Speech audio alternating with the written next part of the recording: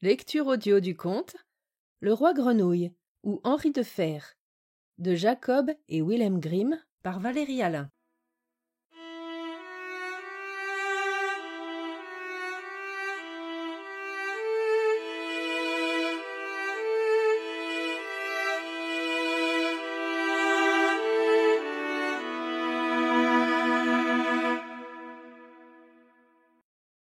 Dans des temps anciens, quand les souhaits servaient encore à quelque chose, vivait un roi. Ses filles étaient toutes belles, mais la plus jeune était si belle que le soleil lui-même, qui a pourtant vu tant de choses, s'étonnait chaque fois qu'il illuminait son visage. Près du château du roi se trouvait une grande et sombre forêt, et, dans cette forêt, sous un vieux tilleul, il y avait un puits. Quand la journée était très chaude, la fille du roi sortait dans la forêt et s'asseyait au frais, au bord du puits. Et quand elle s'ennuyait, elle prenait une balle en or, la lançait en l'air et la rattrapait. C'était là son jeu préféré. Mais un jour, la balle en or de la fille du roi ne retomba pas dans sa petite main qu'elle avait tendue en l'air. Elle rebondit par terre, tout près d'elle, et roula tout droit vers l'eau. La fille du roi la suivit des yeux et, soudain, la balle disparut. Le puits était profond, si profond qu'on ne pouvait en voir le fond. La fille du roi fondit en larmes et se mit à pleurer de plus en plus fort, sans parvenir à se consoler. Et pendant qu'elle était là, à se lamenter, quelqu'un cria. « Que t'arrive-t-il, fille du roi?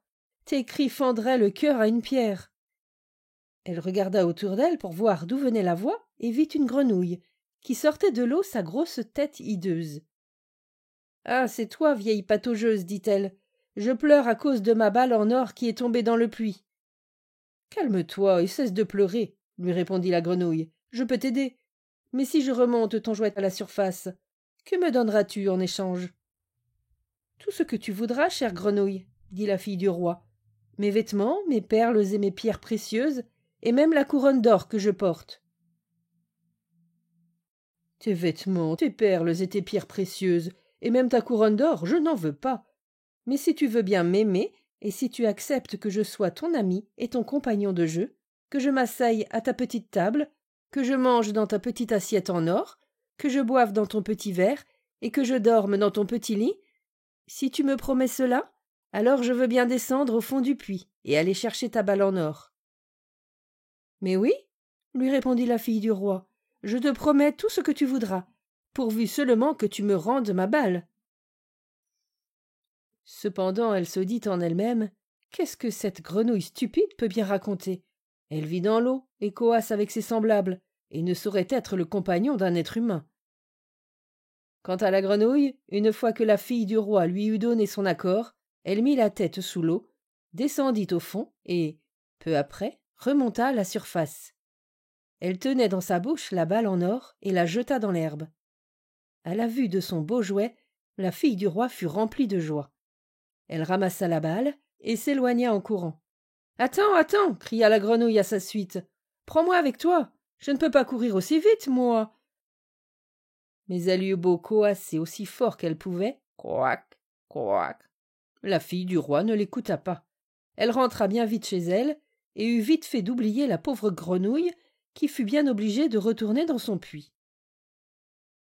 Le lendemain, comme la fille du roi avait pris place à table avec le roi et toute la cour et qu'elle mangeait dans sa petite assiette en or, quelque chose grimpa l'escalier de marbre, plic, ploc, et une fois en haut, cette chose frappa à la porte et dit « Fille du roi, cadette, ouvre-moi !»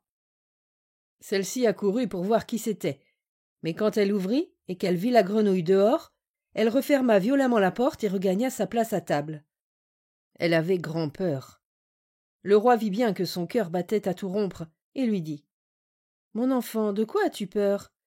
Y aurait-il derrière la porte un géant qui voudrait t'emmener avec lui ?»« Oh non, répondit-elle, ce n'est pas un géant, mais une vilaine grenouille. »« Que te veut-elle ?»« Ah, très cher père, pendant que je jouais hier dans la forêt près du puits, ma balle en or est tombée dans l'eau, et comme je pleurais si amèrement, la grenouille est allée la chercher au fond de l'eau, et comme elle l'exigeait absolument, je lui ai promis qu'elle serait mon compagnon. Mais je ne pensais pas qu'elle pût sortir de son puits. Et maintenant elle est là, dehors, et elle veut entrer pour me voir. À ce moment-là, on frappa, une seconde fois, et une voix dit « Fille du roi Cadette, ouvre-moi.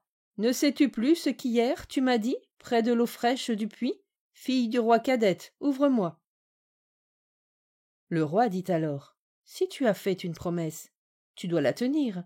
Va, et ouvre-lui la porte. » Elle alla ouvrir, et la grenouille entra en sautillant, lui emboîta le pas et la suivit jusqu'à sa chaise. Une fois assise là, la grenouille dit « Prends-moi et pose-moi à côté de toi. » La fille du roi hésita jusqu'à ce que le roi finisse par lui ordonner de le faire. Une fois que la grenouille fut sur sa chaise, elle voulut aller sur la table, et quand la fille du roi l'y eut posée, elle lui dit « Maintenant, approche un peu de moi ta petite assiette en or, pour que nous mangions ensemble. » La fille du roi s'exécuta, certes, mais on voyait bien qu'elle le faisait à contre-cœur. La grenouille se mit à manger de bon appétit, mais la fille du roi, elle, s'étouffait presque à chaque bouchée. La grenouille lui dit finalement « J'ai bien mangé, et je suis fatiguée maintenant. Porte-moi donc dans ta petite chambre, et prépare ton petit lit de soie, nous allons nous coucher. » La fille du roi fondit en larmes. Elle avait peur de la grenouille toute froide, qu'elle n'osait pas toucher, et voilà que maintenant la grenouille devait dormir dans son joli petit lit tout propre, au drap de soie. Le roi se mit alors en colère et lui parla ainsi. « Celui qui t'a aidé dans ton malheur, tu ne dois pas le mépriser par la suite. » La fille du roi prit alors la grenouille entre deux doigts et la posa dans un coin de sa chambre. Mais quand elle fut couchée dans son lit, la grenouille s'approcha d'elle et lui dit « Je suis fatiguée, et j'aimerais être aussi bien installée que toi pour dormir. Prends-moi dans ton lit, sinon je le dirai à ton père. » C'est alors que la colère de la fille du roi fut à son comble. Elle prit la grenouille et la jeta de toutes ses forces contre le mur. « À présent, tu vas te tenir tranquille, vilaine grenouille. » Quand celle-ci retomba par terre, ce n'était plus une grenouille, mais un fils de roi qui la regardait tendrement de ses beaux yeux. Par la volonté de son père, il devint son compagnon bien-aimé et son époux. Il raconta alors à la fille du roi qu'il avait été ensorcelé par une méchante sorcière, que personne d'autre qu'elle n'aurait pu le délivrer, et que le lendemain il l'emmènerait avec lui dans son royaume.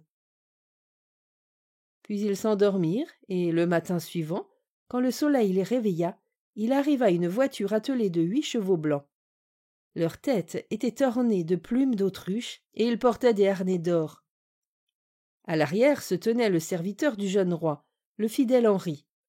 Le fidèle Henri avait eu tant de chagrin quand son maître avait été changé en grenouille, qu'il avait fait cercler son cœur de 3 cerceaux de fer pour empêcher que la douleur et le chagrin ne le fissent éclater.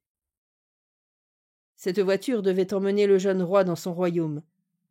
Le fidèle Henri les fit monter tous les deux, reprit sa place à l'arrière de la voiture, et il se réjouissait de la délivrance de son maître.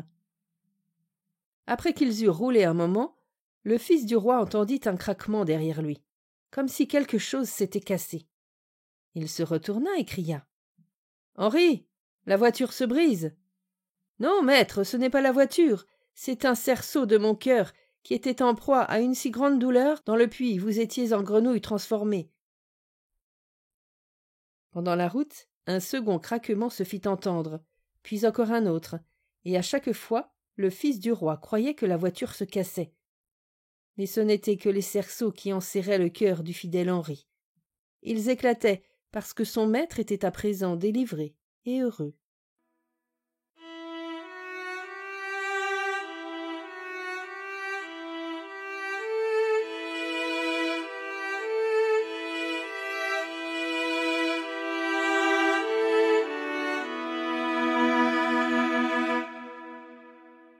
Fin de la lecture du conte Le roi grenouille ou Henri de Fer.